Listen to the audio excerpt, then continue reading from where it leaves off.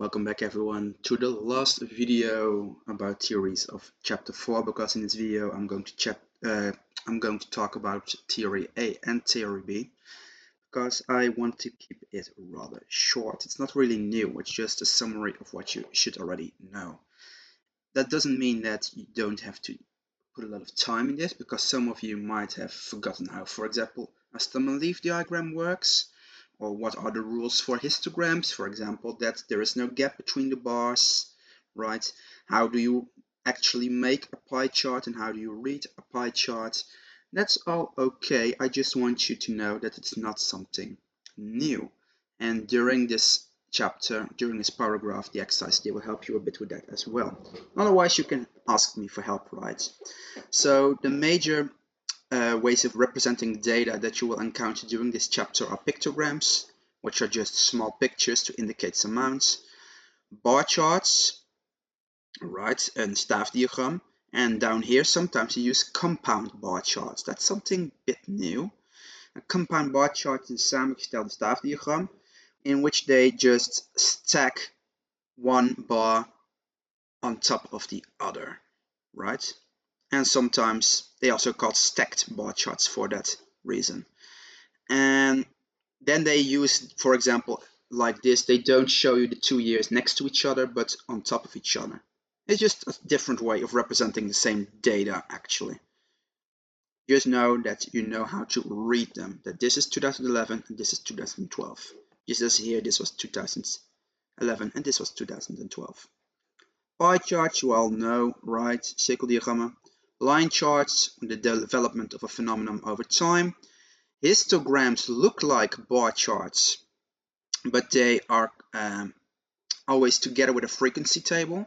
And remember, for histograms, there are no gaps between the bars. And for bar charts, there are gaps between the bars.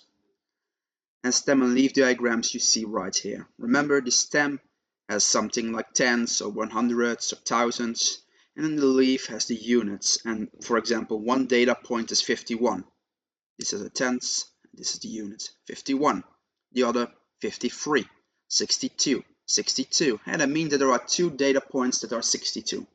And there are 3 data points which are 65. They also call that the frequency, right? How much something occurs. That's A. And theory B is not really about calculating something, but how to how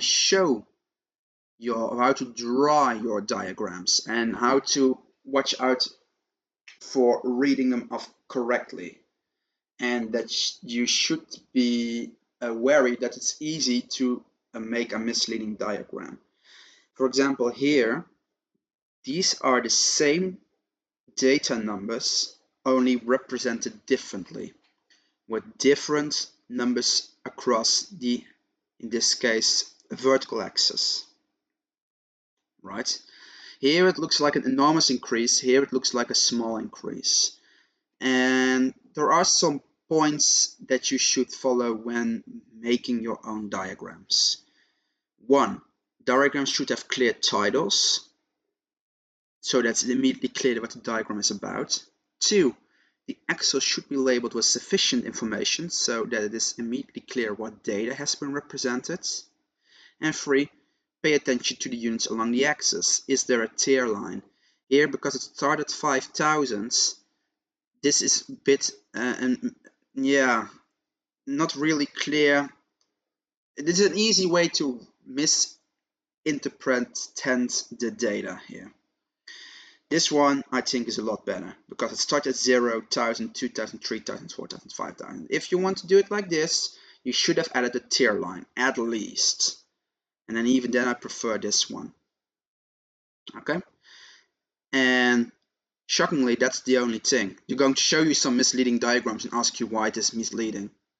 And then maybe ask you how you would improve on that diagram. And then most of the time you just have to use those 3 points right here. Okay? Good luck. If you have questions, you know where you can ask them.